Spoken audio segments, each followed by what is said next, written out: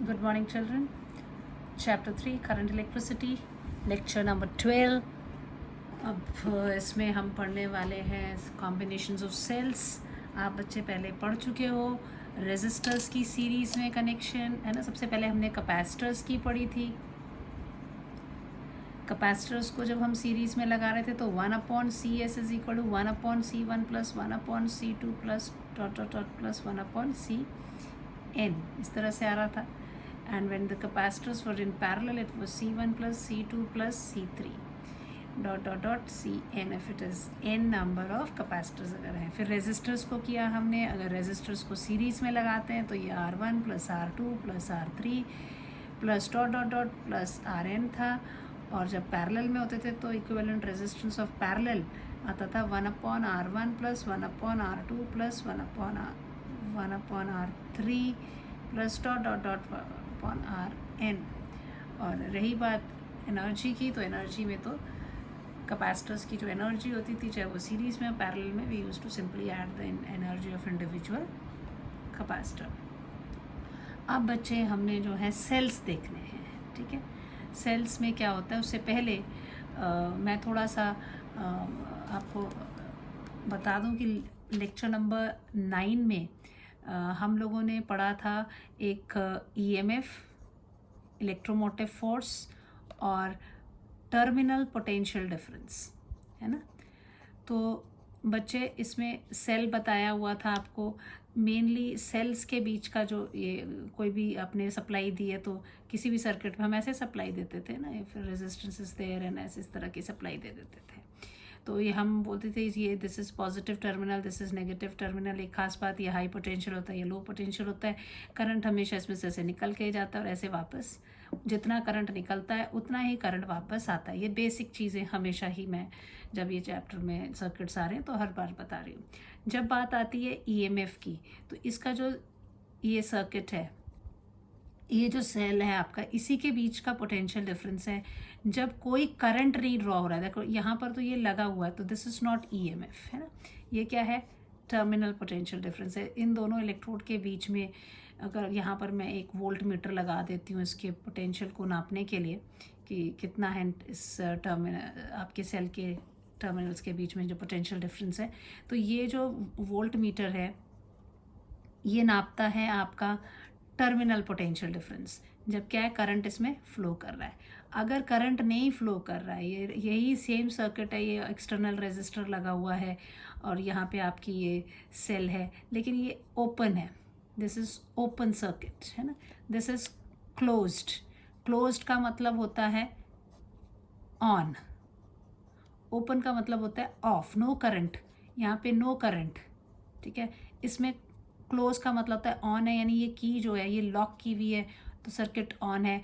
Current is drawn, ठीक है. Current आप इसमें से निकाल रहे हैं.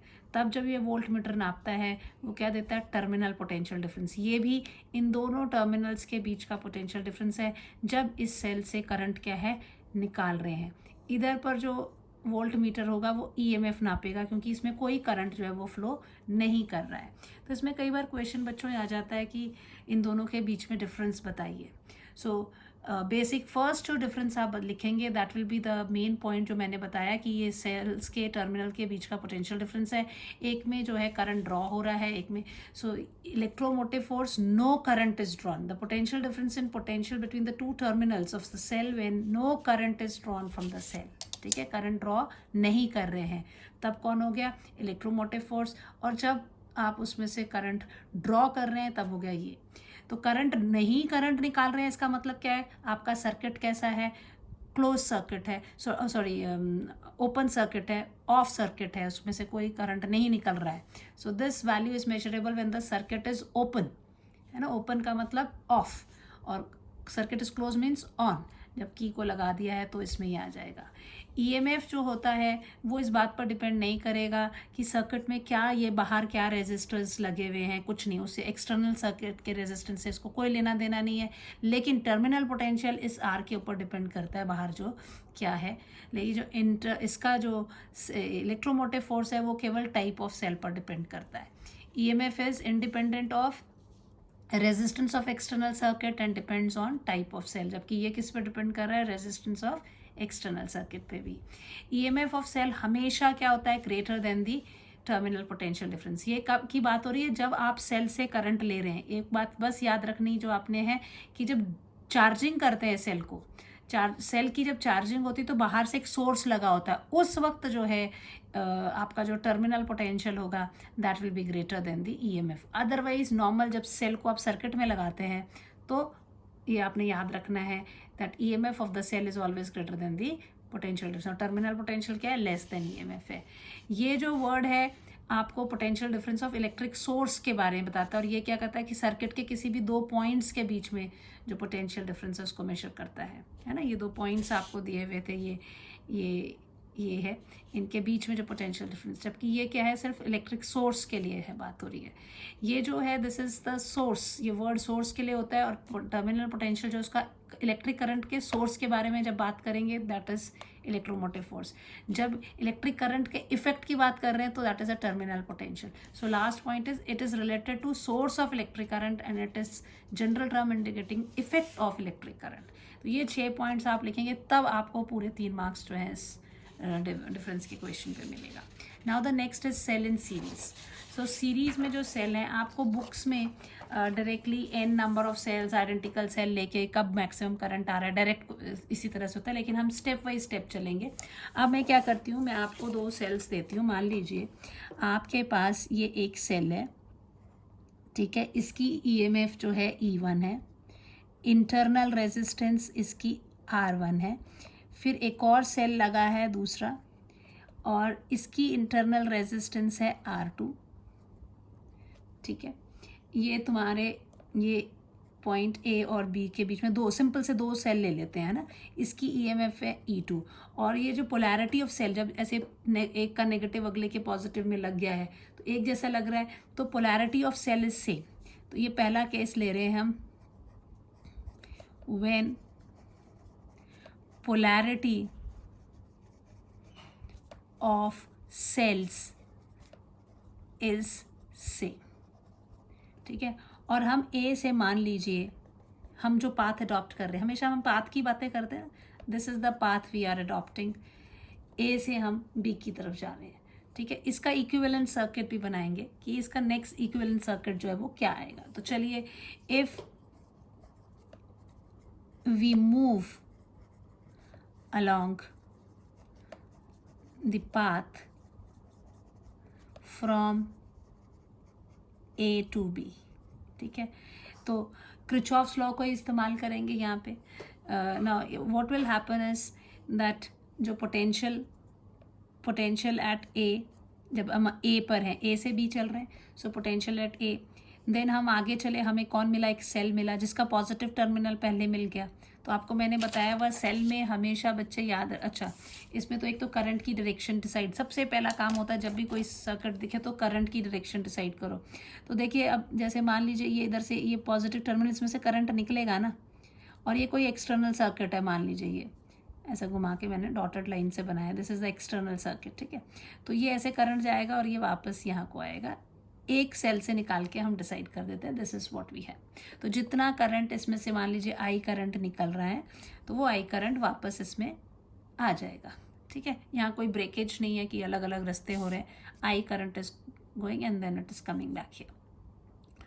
सो जो अगर पोटेंशियल एट ए है, अब हम जो जा रहे हैं, हम कहाँ से, ए से बी की तरफ जा रहे हैं। करंट की डायरेक्शन हमने डिसाइड कर दी है, एक सेल को लेके हम हमेशा डिसाइड करते हैं। किरचॉफ्स लॉ जब मैंने पढ़ाए थे तो आपको रूल्स बताए थे बच्चों कि सबसे पहले आप नामकरण करिए, उसके बाद आप सेल में से करंट निकालिए।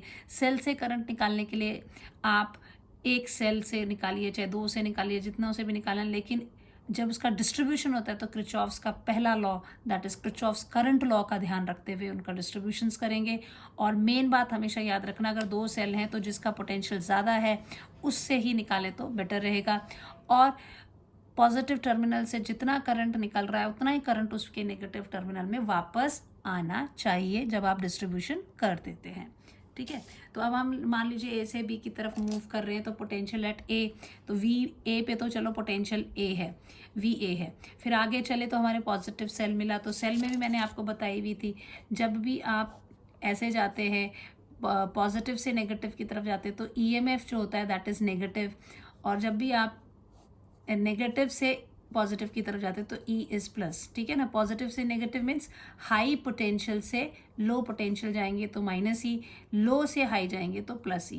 और करंट हमेशा याद रखना है कि करंट जो है हमेशा हाई पोटेंशियल से लो पोटेंशियल की तरफ ही फ्लो होता है। और अगर हम लोग करंट की डायरेक्शन में ही जा रहे हैं, हमारी डायरेक्शन और करंट की डायरेक्शन सेम है, तो जो पोटेंशियल ड्रॉप होता है that IR is taken as negative. और अगर हम उसके उल्टी डायरेक्शन में जा रहे हैं तब जो पोटेंशियल ड्रॉप होगा रेजिस्टर के cross that is taken as +IR। ये रूल तो आप बिल्कुल गांठ बांध के रखिए, क्योंकि न्यूमेरिकल हर जगह हमने ये बेसिक रूल लगाना ही है। तो अब जब यहाँ आ रहे थे, यहाँ हमने बोला पोटेंशियल A है, आगे गए बच्चे हमें सेल मिल गया E1, उसका पॉजिटिव टर्मिनल यानी हाई से लो की तरफ जा रहे थे तो ये हो गया -E1। फिर आगे गए तो I करंट फ्लो हो रहा है, हम लोग इस तरफ जा रहे हैं, करंट उल्टी तरफ जा रहा है तो ये +IR1 हो गया। फिर आगे गए, फिर E2 मिला, E2 का भी पॉजिटिव टर्मिनल था तो हमने इसको भी माइनस कर दिया, -E2। फिर आगे गए, R2 में करंट इधर जा रहा है, हम लोग ऑपोजिट डायरेक्शन में जा रहे हैं तो ये प्लस हो गया, IR2 is equal to the potential at B। यहाँ से हम यहाँ तक पहुँच गए। So this is what we have, ये एक्सप्रेशन हमारी आती है। इसको हम क्या लिख सकते हैं, I can write VA - VB। मैंने VB को यहाँ लाया, बाकी चीज़ें मैं उस तरफ शिफ्ट कर देती हूँ। तो जब मैं उस तरफ शिफ्ट करूँगी तो ये -E1 - E2 क्या हो जाएंगे, प्लस हो जाएंगे, E1 + E2। ये +IR1 है, ये +IR2 उस तरफ जाएगा तो -IR1 - IR2। इसको और इससे लिखना तो मैं इसको लिख सकती हूँ E1 + E2 minus I common लेके R1 + R2। ये मेरी एक्सप्रेशन। VA - VB क्या है, it's a potential difference between point A and B when current हम निकाल रहे हैं, current is drawn in circuit में आप करंट को ड्रॉ कर रहे हैं, right. So if you see here, मैं यहीं पे कर देती हूँ, ठीक है। सो करंट को ड्रॉ करें तो that means you can say that it is a terminal potential. आप इसको V से रिप्रेजेंट कर सकते हैं। Terminal potential V is equal to क्या इक्वेशन आ गई, E1 + E2 ब्रैकेट में -IR1 + R2। So if we compare with standard equation जो हमने पिछले 9th नंबर लेक्चर में किया हुआ था, standard equation of terminal potential difference किया था ना बच्चे, दैट V क्या थी वो इक्वेशन हमारी, V is equal to E - IR। इसके साथ अगर हम कंपेयर करते हैं तो ये जो कॉम्बिनेशन है series combination, so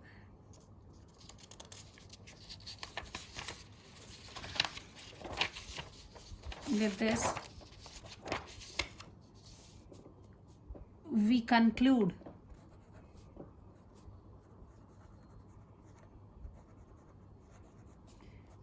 the equivalent circuit of series combination of cells will be such that, आपका जो इक्विवेलेंट आएगा वो कैसा होगा, जो ये आएगा नेट, क्योंकि सबकी पहले पॉजिटिव टर्मिनल थी, नेगेटिव तो सेल की वही चीज़ रहेगी, और ये उसका इंटरनल रेजिस्टेंस होगा। This internal resistance will be R1 + R2, और ये होगा E1 + E2। So that is equivalent for series है ना, कितना हो जाएगा, E1 + E2 and R equivalent will be equal to R1 + R2। ठीक है, ये चीज़ आ गई। आप B पार्ट लेते हैं, मान लीजिए if polarity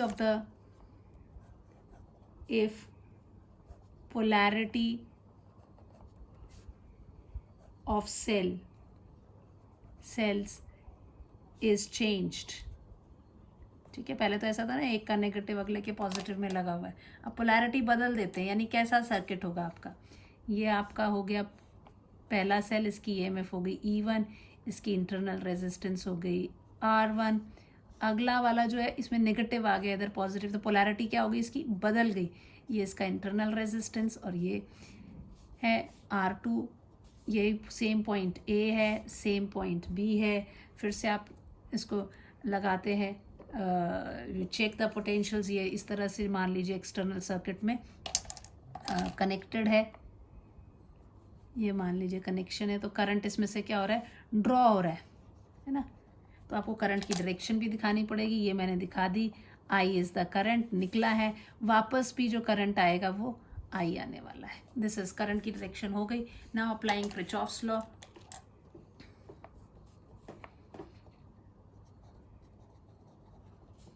from rules of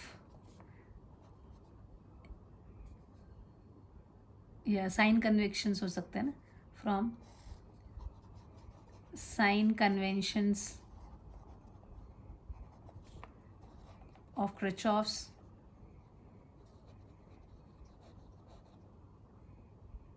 या किरचॉफ साइन कन्वेक्शंस बोलना चाहिए था मुझे, what it will be the potential at A, फिर हम आगे गए पॉजिटिव मिल गया इसलिए ये -E1 हो गया, फिर आगे गए डायरेक्शन ऑपोजिट है, करंट इधर जा रहा है, हम लोग ये we are, this is the direction of, ये हमारा पाथ है, हम इस डायरेक्शन में जा रहे हैं, सो हमारी डायरेक्शन और करंट की डायरेक्शन ऑपोजिट है, इसलिए +IR1, फिर आगे गए तो इसका नेगेटिव मिला, नेगेटिव से पॉजिटिव जा रहे हैं, लो पोटेंशियल से हाई पोटेंशियल, तो ये +E2 हो जाएगा, प्लस ये हम ऐसे जा रहे हैं, करंट ऑपोजिट जा रहा है, तो IR2 that is equal to the potential at B, so this is VA minus VB will be equal to, सब चीज़ें दूसरी तरफ भेज दीजिए, तो ये E1 माइनस है, इधर जाके प्लस हो जाएगा, ये प्लस है, ये माइनस हो जाएगा, -IR1 minus IR2, again this will be your E1 minus E2, और ये -IR1 minus R2, this is, sorry minus नहीं प्लस, कॉमन साइन मैंने बाहर निकाल दिया, सो this is your VA minus VB, क्या लिख सकते हैं, that is a terminal potential, again if you compare, on comparing with standard equation of terminal potential difference, that is क्या बताई थी बच्चे, terminal potential is equal to E minus IR, what we have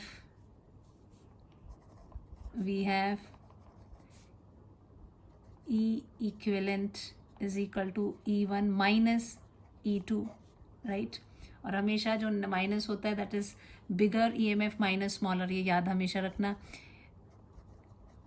bigger EMF minus smaller EMF ये रहेगा, और ये कब है, जब ये वाला चीज़ कब थी, व्हेन पोलैरिटी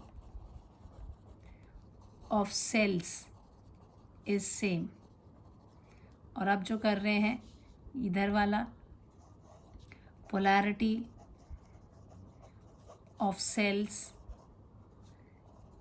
इज चेंज्ड, ठीक है, सर्किट में कैसे भी कनेक्शंस हो सकते हैं, कोई ऐसा है तो नहीं है कि हमेशा positive to negative, any type of connections there, and R equivalent कितना होगा, वो R1 + R2 ही रहता है, यानी सिर्फ अगर सेल की पोलैरिटी चेंज होती है तो उसके EMFs को आप माइनस करेंगे, ठीक है, तो यहाँ से आपने दो बातें बिल्कुल याद रखनी है कि सीरीज कॉम्बिनेशन में, in series combination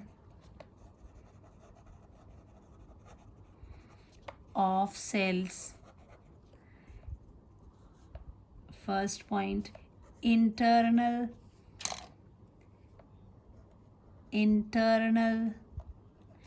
resistance of cells are always added irrespective of polarity of cell. ठीक है, इंटरनल रेजिस्टेंस ने हमेशा ऐड ही करना है, always added.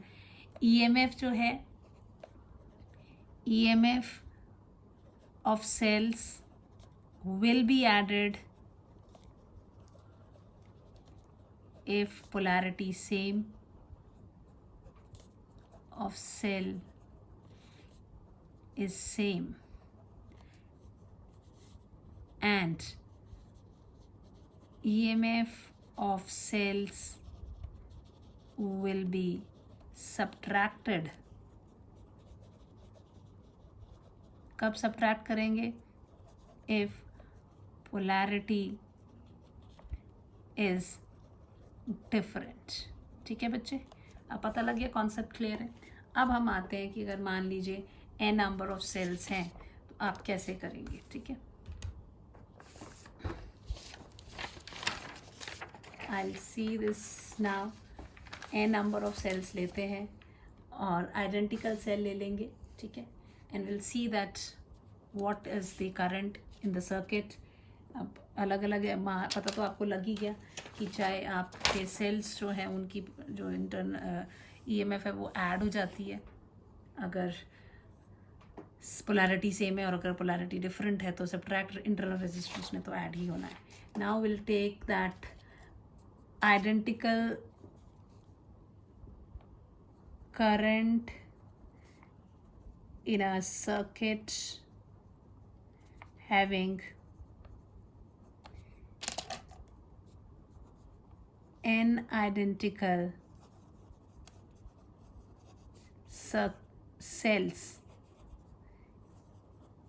each of EMF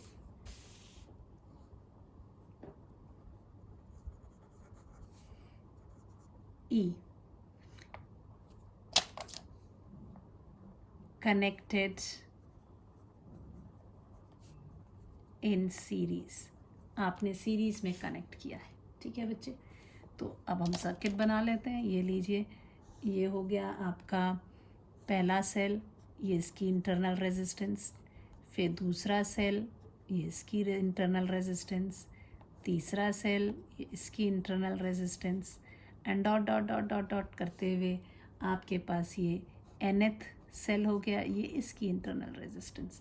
इसको आपने कनेक्ट किया है एक एक्सटर्नल रेजिस्टर R के साथ. अब हमने देखना है इसमें करंट कब मैक्सिमम होता है, क्योंकि इस पे से क्वेश्चंस भी. This is the external resistance. ये आपका E1, E2, E3, En, R1, R2, R3, Rn. तो क्या क्या चीज़ें हैं? I is the current, I current. अब ये आपने सेल कनेक्ट किया है. देखो मेरी एरो गलत कर दी. हमेशा कहाँ से? पॉजिटिव टर्मिनल से करंट निकलता है. I is the current coming out. The I is the current will get in into the negative. Now E1, E2, E3, E1, E2, E3 dot dot dot dot dot dot En all equals to E. Same EMF है ना, same. हमने क्योंकि identical word use कर लिया था.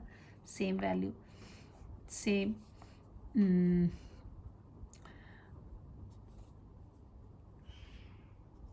EMF of n identical cells connected in series हो गया.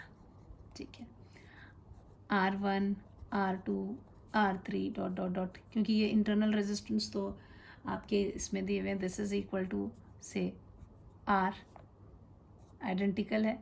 ये वैल्यू भी आपकी क्या है? Same. Internal resistance of n respective cells.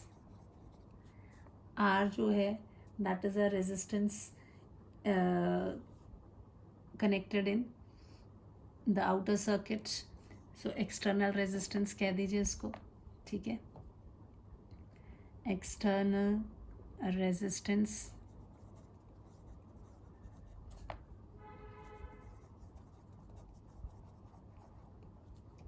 now what is there, that the current I is current flowing in the circuit, what is from Ohm's law, क्या हो जाएगा बच्चे? Ohm's law is what? V is equal to IR. So I is equal to V upon R. So effective EMF upon, so I will be equal to your effective EMF upon the equivalent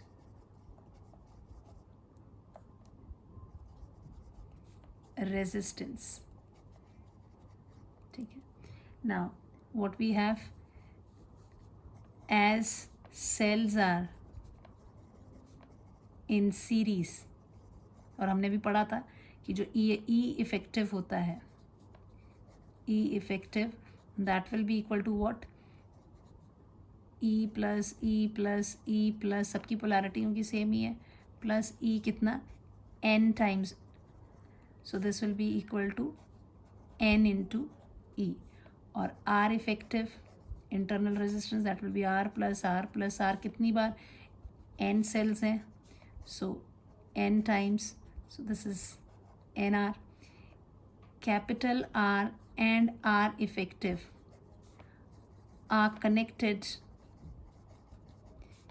in series. ये भी series में लगे हुए हैं, ये सारे cell के बाद ये सीरीज में लगा हुआ है इसके साथ ही. Therefore equivalent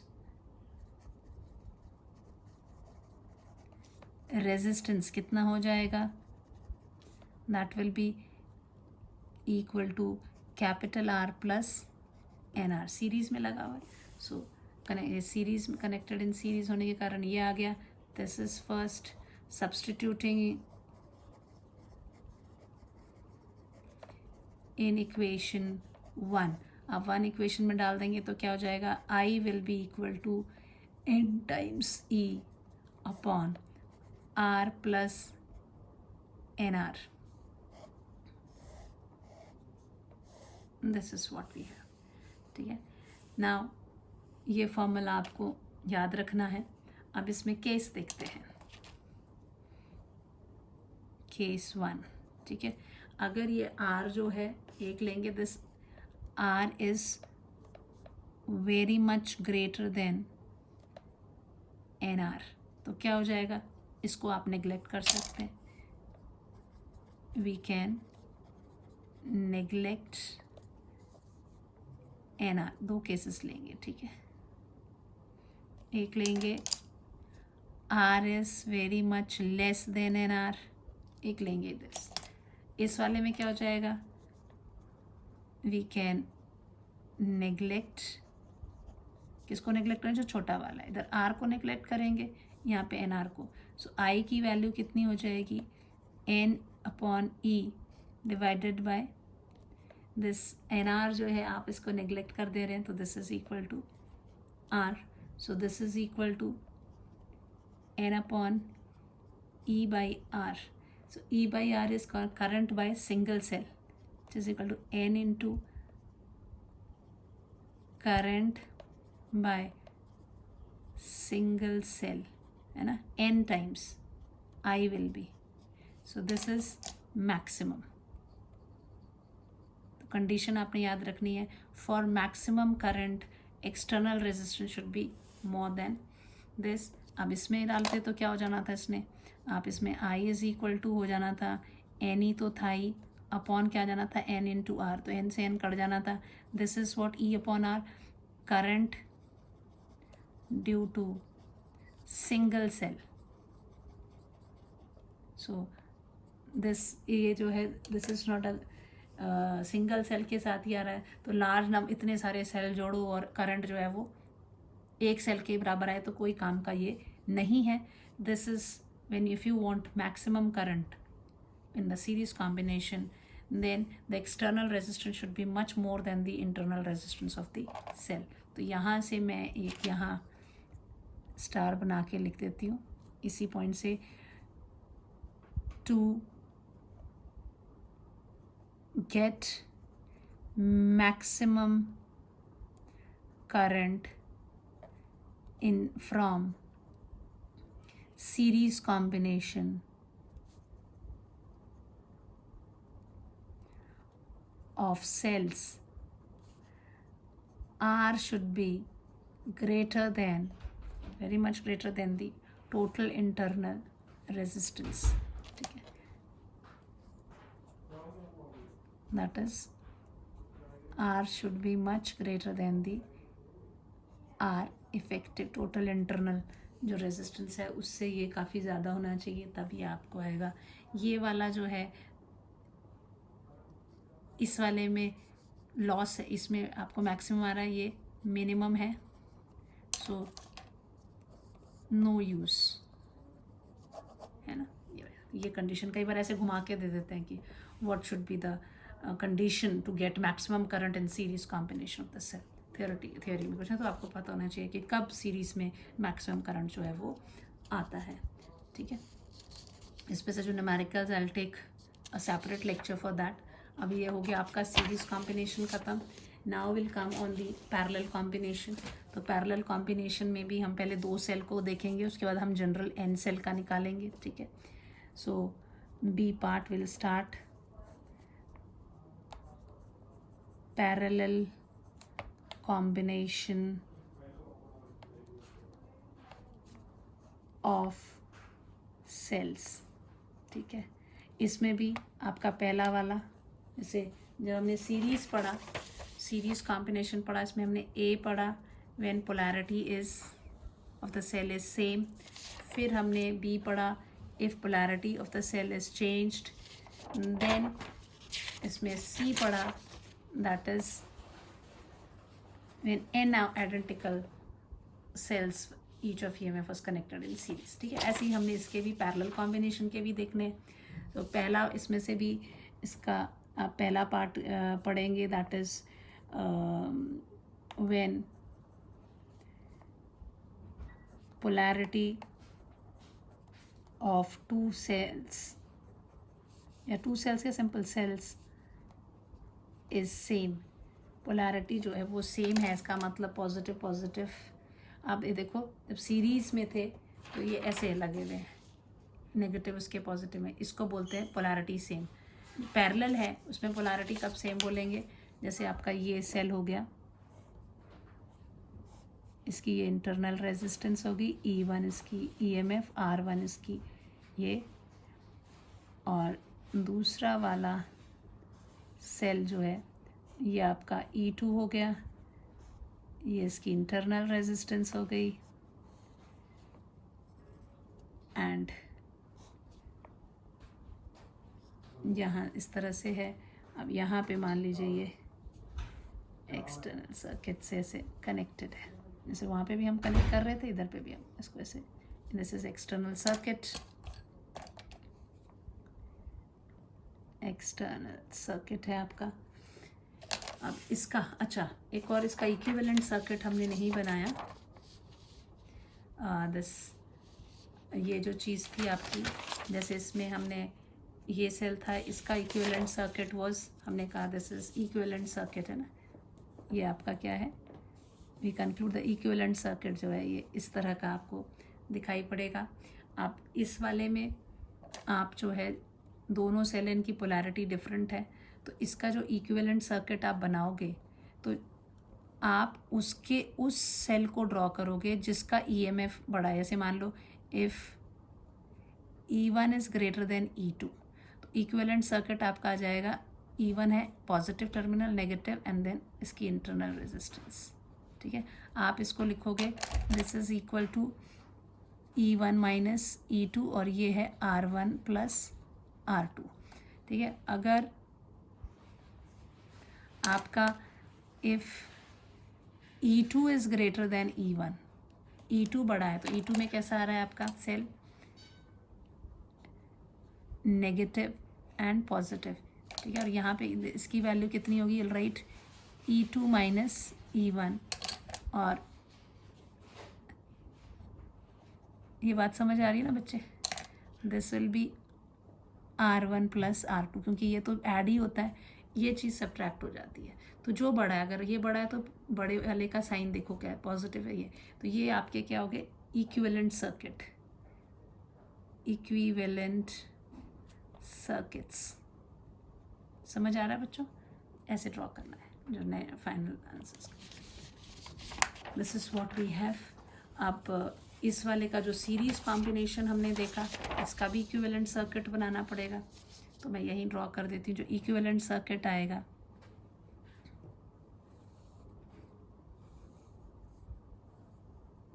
आपने इसके बाद करना है, मेरे पास जगह नहीं है तो मैंने आगे स्टार्ट कर दिया, इसलिए मैं यहाँ ड्रॉ कर रही हूँ, ठीक है। स्टार बना के लिख देती हूँ, इक्विवेलेंट सर्किट, जो इसका इक्विवेलेंट सर्किट आएगा that will be equal to your, सबके पॉजिटिव टर्मिनल है, I right positive terminal in negative terminal, और यहाँ पर क्या हो जाएगा, ये आपका एक्सटर्नल रेजिस्टेंस हो गया, आई करंट इसमें फ्लो कर रहा है, ठीक है। I is the current flowing positive terminal से निकल के नेगेटिव टर्मिनल की तरफ चला गया। ये कितना है, n टाइम्स E है, और ये कितना है, n टाइम्स R है। ये आपका external resistance, this is equivalent circuit of n। इसका इक्विवेलेंट सर्किट ये है, ठीक है। चाहे आप इसके पैरेलल में भी लगा सकते हैं, या यहाँ तक डेरिवेशन, ये सब, ये एक्सप्लेनेशन लिख के आप कह सकते हैं इसका इक्विवेलेंट सर्किट ऐसा बनेगा, ठीक है। Now come to the parallel combination. अब पैरेलल में देखते हैं क्या है। सो पैरेलल कॉम्बिनेशन में आपने ये एक्सटर्नल सर्किट के साथ लगा दिया। अब पैरेलल कॉम्बिनेशन में आप कह रहे हैं कि ये दो सेल्स आपने ले लिए हैं, नाउ इसका भी इक्विवेलेंट सर्किट बनाना है। दिस इज इक्विवेलेंट सर्किट, जो इसका आएगा वो भी मैं भी बताती हूँ आपको कैसा आएगा। एंड उसकी वैल्यू, एक तो पहली बात तो सबके सेल ऐसे हैं तो हम एक तो सीधा ही लगा देंगे कि ये पॉजिटिव हो गया, ये नेगेटिव हो गया, और ये इंटरनल रेजिस्टेंस है, इस तरह से आएगा। अब हमें ये देखना है, ये इसका E इक्विवेलेंट होगा, हमें नहीं पता, ये R इक्विवेलेंट होगा। वैल्यूज़ देखेंगे कि हमारी क्या वैल्यूज़ आती हैं R इक्विवेलेंट की और E इक्विवेलेंट की। नाउ यहाँ से मान लीजिए इसमें जो करंट है, I करंट पॉजिटिव टर्मिनल से निकल के जा रहा है, तो ये E1 है, इसमें से मान लीजिए I1 करंट आया, इधर से गया तो इसने निकाला I2 करंट, आगे मिलके ये I बन जाएगा, है ना, पॉजिटिव से निकला और यहाँ से फिर नेगेटिव में जाएगा। तो यहाँ से मान लीजिए इसने I1 करंट दिया, इसने I2 दिया, तो I बन गया, I is equal to what, I1 plus I2, तो यही वापस यहाँ आएगा। ये करंट ऐसे गया, यहाँ से वापस आया नेगेटिव टर्मिनल्स की तरफ, फिर इधर को चला जाएगा I1 वापस, और इधर को चला जाएगा I2। तो हमारा कॉन्सेप्ट हो गया ना कि E1 में से I1 करंट निकला तो I1 ही वापस आया, E2 में से I2 करंट निकला तो I2 करंट ही इसके अंदर आया, ठीक है। अब हम देखते हैं इसमें हमारे पास रास्ते आ रहे हैं दो, पहले तो सिंगल एक था, अब हमारे पास दो रास्ते हैं। तो अब हम इधर भी अप्लाई कर रहे हैं, तो आप फॉर पाथ आप ले लीजिए, पहला कौन सा है, इसको नाम देते हैं हम APQB,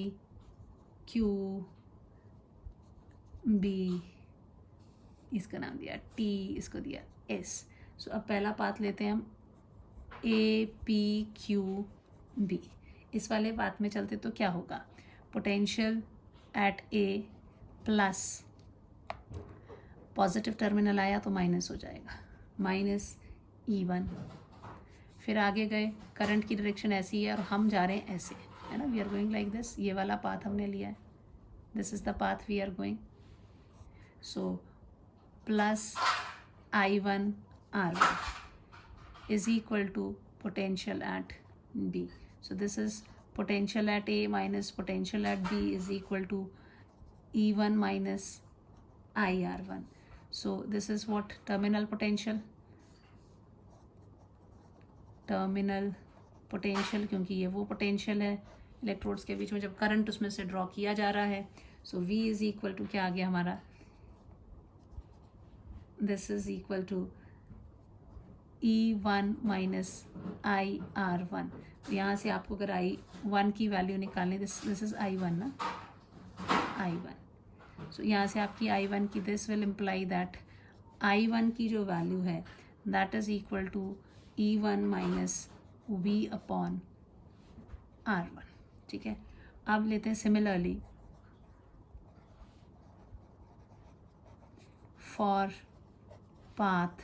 कौन सा पाथ ले लेंगे, इधर नीचे वाला ATSB. ठीक है. इसको लेते तो क्या आ जाता है आपको AT. आप सिमिलरली डायरेक्ट भी लिख सकते हैं, लेकिन मैं यहाँ पे प्रैक्टिस पहली बार कर रहे हैं तो इसलिए मैं बता दे रही हूँ. This will be also equal to what VA. फिर हम यहाँ से गए इधर को तो ये आ गया पॉजिटिव, इसलिए आ गया माइनस E2. फिर आगे गए हमारा ये R2 था, करंट इधर को है, हम लोग इधर को जा रहे हैं उल्टा, तो ये plus I2 R2 is equal to VB. So VA minus VB is equal to E2 उधर चला गया पॉजिटिव, ये चला गया minus I2 R2. This is what, this is also the terminal potential is equal to, हम direct ये भी equation लिख सकते थे that E2 minus I2 R2. This will imply that आपकी I2 की वैल्यू कितनी आ गई, E2 minus V upon R2. ठीक है. सो द करंट हमें मालूम है I इज इक्वल टू क्या है, I1 I plus I2. So I will be equal to I1 plus I2. तो ये क्या इक्वेशन बन जाएगी आपकी, E1 minus V upon R1 plus E2 minus V upon R2. इसको अगर आप खोल देते हैं तो क्या बनता है, ये E1 upon R1 plus E2 upon R2 minus V upon R1 minus V upon R2.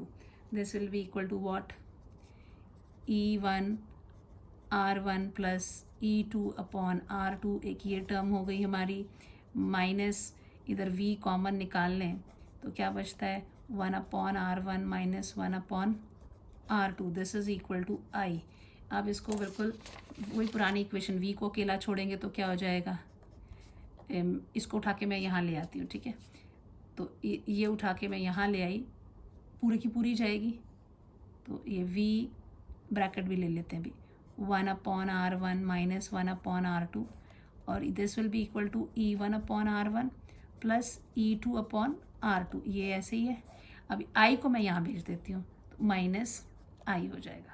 Next step में इसको क्या लिख सकते हो, नेक्स्ट स्टेप में जो है this can be written, V को अकेला छोड़ना है ना हमने, V is equal to, this is equal to your ये 1 अपॉन R1 बाई R2 है, तो ये सब ये पूरा ब्रैकेट इसके साथ मल्टीप्लाई हो रहा, तो इसके साथ भी डिवाइड होगा, इसके साथ भी डिवाइड होगा. सो this is your E1 upon R1 plus E2 upon R2 divided by 1 upon R1. ओहो देखो बच्चे, यहाँ मैंने माइनस साइन कॉमन निकाला तो इसने प्लस होना था ना, इसने प्लस होना था. So this complete will be divided by 1 upon R1 plus 1 upon R2 minus I upon 1 upon R1 plus 1 upon R2. This is what we have now. अगर आप इसको ध्यान से देखें, इफ वी कंपेयर, कौन सी इक्वेशन से कंपेयर करते थे, from, compare with, not from, with standard equation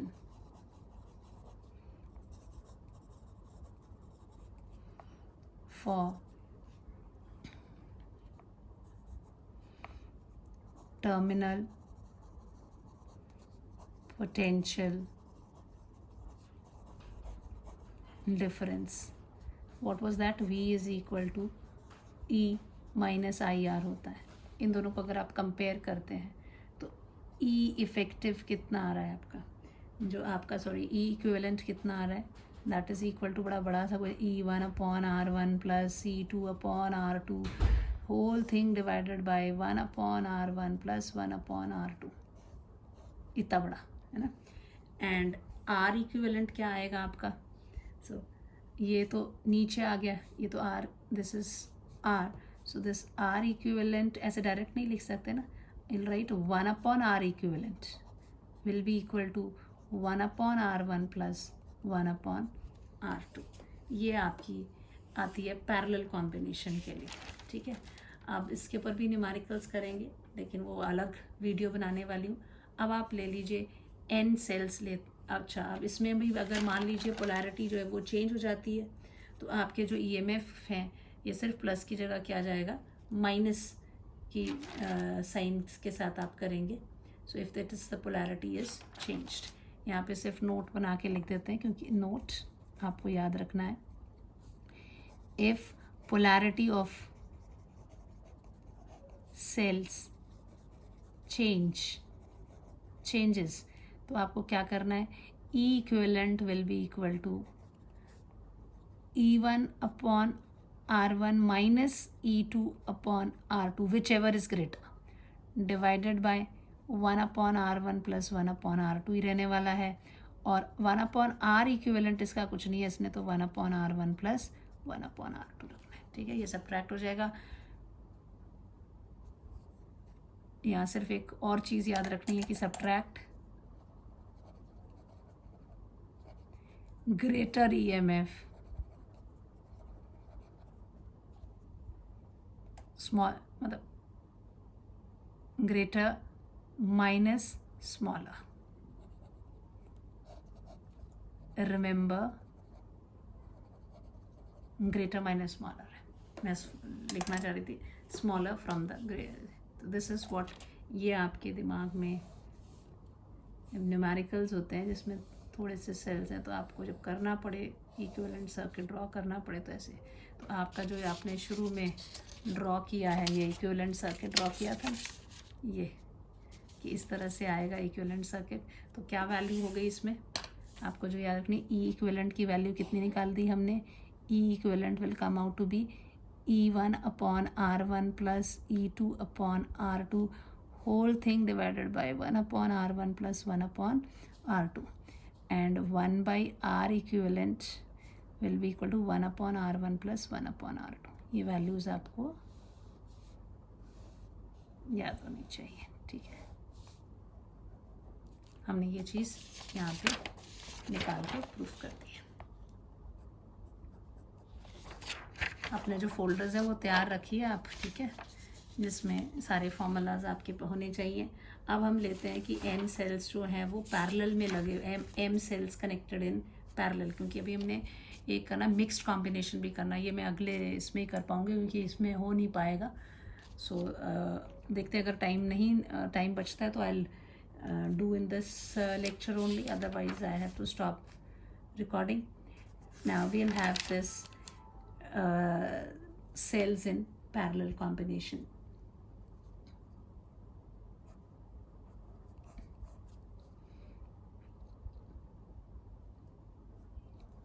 M identical cells in parallel combination, ठीक है। आपने M पैरेलल वो जो सेल्स हैं वो कॉम्बिनेशन में लेने हैं। So how you will draw it, देखो सर्किट डायग्राम ही ड्रॉ करना है, पैरेलल में ड्रॉ करना है। So this is what I have, यहाँ से मैंने लिया, ये पहले ऊपर ले लिया मैंने E1 सेल, ठीक है। इसका भी EMF जो है आइडेंटिकल वर्ड यूज़ कर रहे हैं तो आई राइट E,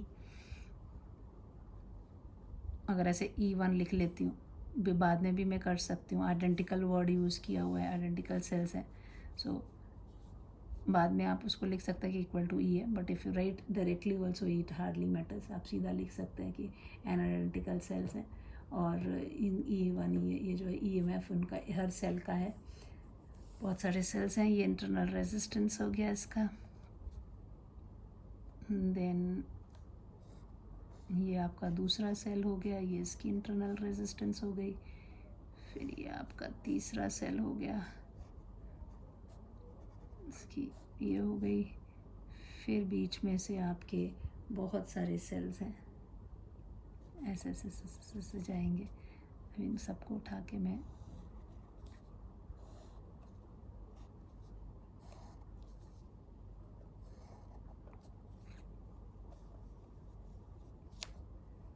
मान लीजिए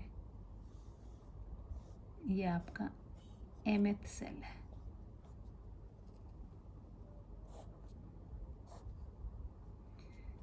ये E2, R1, R2, E3, Rn, EM, Rm, ठीक है।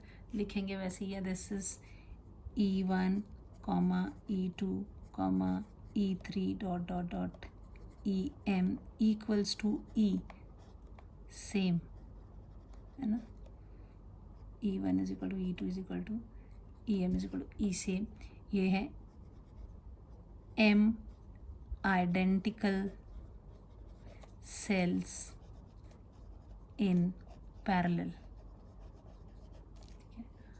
R1 equals to R2 is equal to R3 is equal to dot dot dot is equal to R, M is equal to R। Internal, ये क्या लिखा है, EMF लिखना था ना, EMF of identical cell in parallel, internal resistance of M identical cells, ये भी EMF of M identical cells in parallel, internal resistance M identical cells। अच्छा, इसमें एक चीज़ मेरी रह गई, दैट वाज यहाँ से हमने इसको कनेक्ट करना था। ये आपका एक्सटर्नल रेजिस्टेंस है, आप पहले ड्रॉ करें, जगह बनाएंगे इसमें, ठीक है। अब पॉजिटिव टर्मिनल से करंट निकल रहा है, नेगेटिव टर्मिनल की तरफ आएगा। This is the current I and R is the resistance of the external circuit, external resistance, ठीक है।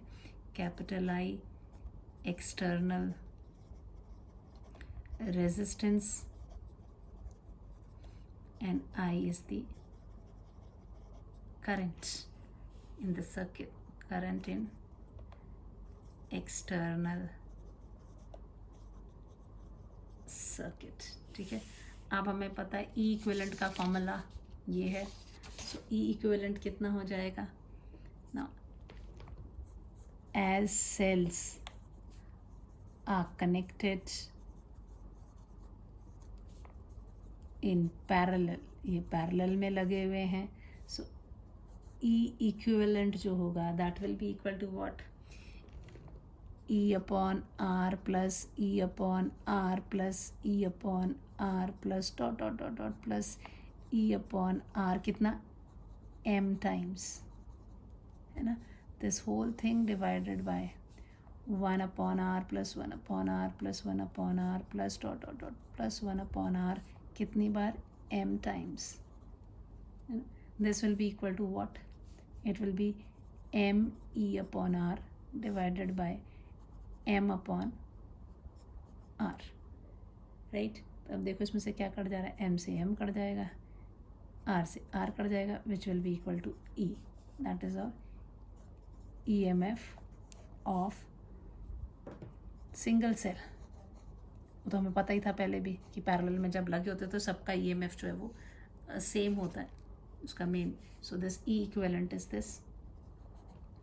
देन रेजिस्टेंस की बात, इक्वल ये सारे जो सेल्स हैं, R इक्विवेलेंट हमने निकालना था, 1 upon R equivalent will be equal to what for parallel combination, as cells are connected in parallel. So 1 by R equivalent क्या बताया था, 1 upon R1 plus 1 upon R2 plus 1 upon R3 plus dot dot dot plus 1 upon R, कितने बार M times हैं।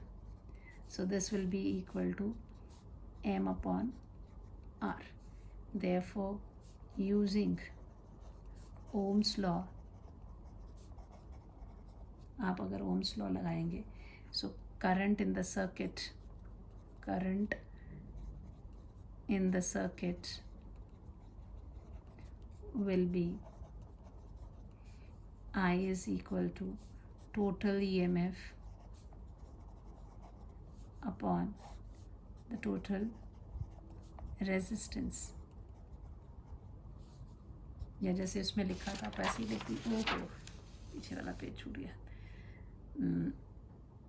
Total resistance अभी लिखा था हमने, that was here, we had written, जब इसको किया था इसमें एन वाला इधर गया पेज ही गायब हो गया, this is what we had, effective EMF upon equivalent resistance भी लिख सकते हैं, that is effective resistance upon equivalent resistance, that will be equal to what? Effective resistance is your E, है ना, ये निकला हमारा, and that is जो आपका सीरीज में ही लगा हुआ है, ये चाहे पैरेलल में है लेकिन इसका जो रिजल्ट आ रहा है वो इसके साथ क्या है, सीरीज में है, so it will be your R को जब आप कैलकुलेट करोगे, so you will write it as R plus M upon R, क्यों? As R is connected in series to parallel combination of cells. Cells का parallel combination है लेकिन उनका resultant के साथ कॉम्बिनेशन ऑफ सेल्स, तो ये एम अपॉन आर इसके साथ डायरेक्ट हो जाएगा, this is what we have. So इसको और सॉल्व करेंगे, सिंपल तो कैसे लिख सकते हैं, this can be written as E upon this, sorry ये एम अपॉन आर है, तो आर इक्विवेलेंट करना है ना, I not write like this, I write R equivalent चाहिए हमें, so R 1/r equivalent is m upon r, so this will be equal to r plus r/m हो जाएगा, this is equal to e mr plus r divided by m, you can write as me upon r plus mr. This is the current when the cells are n identical cells are connected in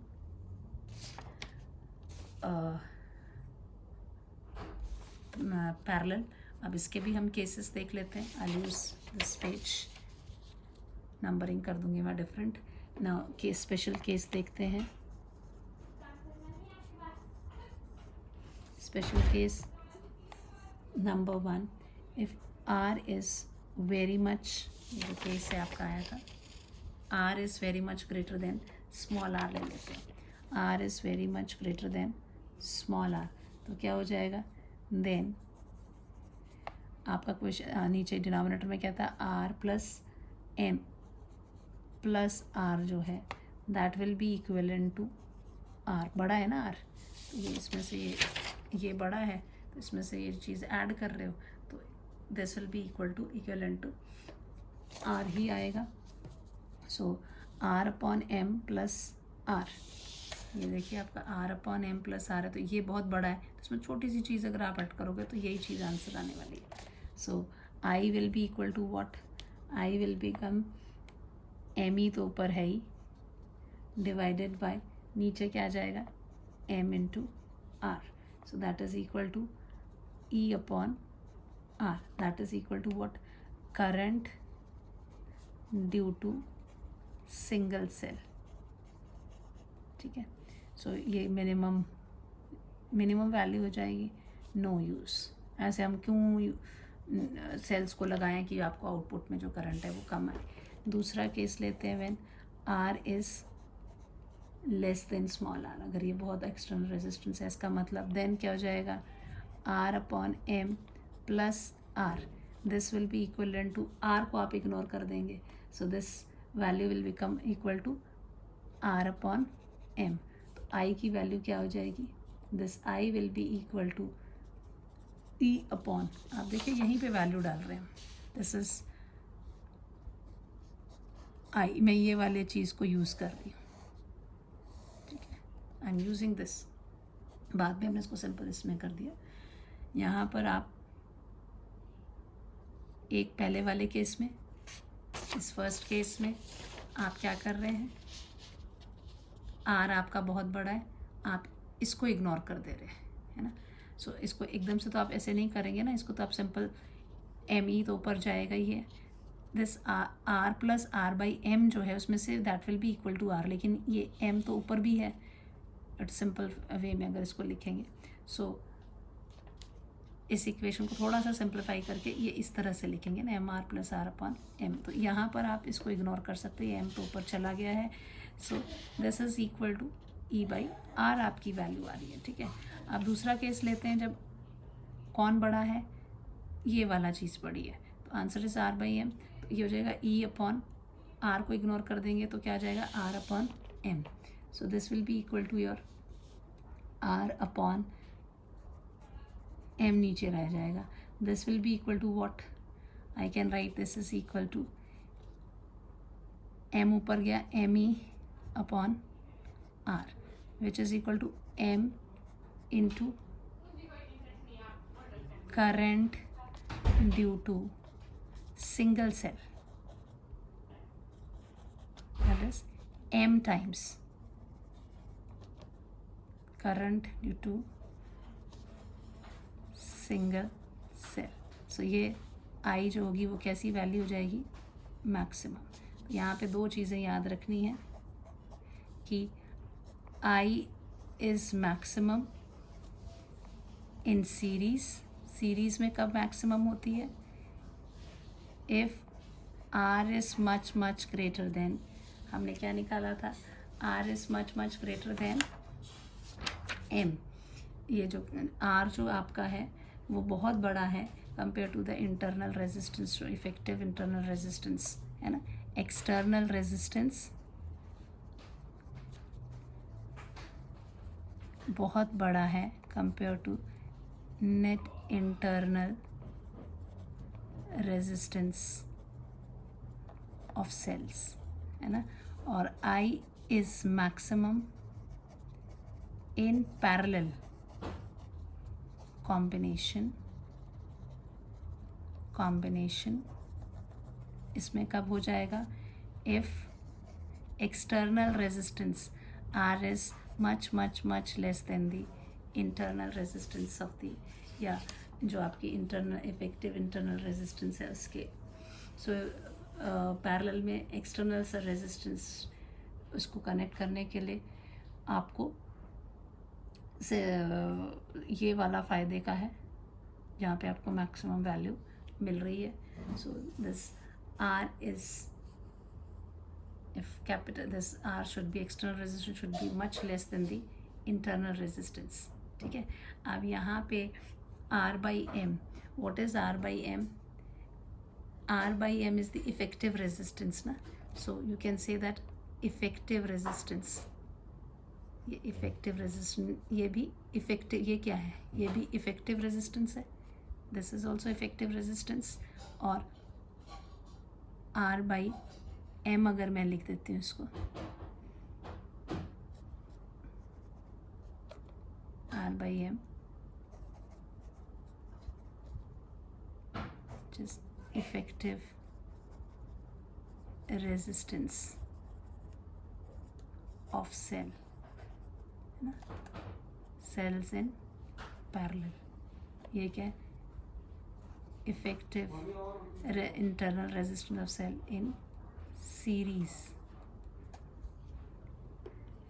parallel. तो ये points आपको याद रखने हैं, ये इसके हो गए स्पेशल केसेस। अब ओहो मेरा ना टेढ़ा हो जाता है पेज, ध्यान ही नहीं दिया। आर एज इफेक्टिव रेजिस्टेंस, ये आपकी वैल्यूज आई। अब टाइम बचा कितना, 1 घंटा से हो गया, आई हैव टू स्टॉप। और अब हम जो मिक्स्ड कॉम्बिनेशन है उसको नेक्स्ट लेक्चर में लेंगे, और उसके साथ ही छोटे छोटे से कुछ न्यूमेरिकल्स मैं इस टॉपिक में से दे दूँगी आपको। ये केसेस आपके हैं स्पेशल केसेस, एक बार फिर देख लीजिए कि यहाँ पर जब ये एक्सटर्नल रेजिस्टेंस बहुत बड़ा है तो हमारे को आउटपुट में करंट नहीं आ रहा है, मैक्सिमम करंट हमें इसी में मिल रहा है। जब वो कैसे है, when that R is much much less than, यहाँ पे हम लिख देते हैं less than R by M, यहाँ पे less than R by M, R M is R effective, ठीक है। आर बाई एम जो है दैट इज़, क्योंकि आर इफेक्टिव की वैल्यू ही हमारी आर एम आई थी, आर अपॉन एम, क्योंकि हमने जो किया था उसमें क्या था, हमने कैलकुलेट किया हुआ है ना वैल्यू। पैरेलल वाले मेरे पेजेस इधर मिसप्लेस हो रहे हैं, जब आप पैरेलल ये कर रहे थे तो 1/1 this is equal to M R, R equivalent जो है आपका, दैट इफेक्टिव है इक्विवेलेंट एक ही बात होती है जब मैं बोल रही हूँ। तो this is equal to M upon R, this implies that R equivalent या इफेक्टिव जो है that is equal to what, R upon M हो जाएगा। तो ये चीज़ पैरेलल कॉम्बिनेशन की आ गई, और ये equivalent that way. So this also your effective, or you can say that is a your equivalent value, ठीक है। Thank you, have a nice day. जो भी डाउट्स हो please write in the comment section.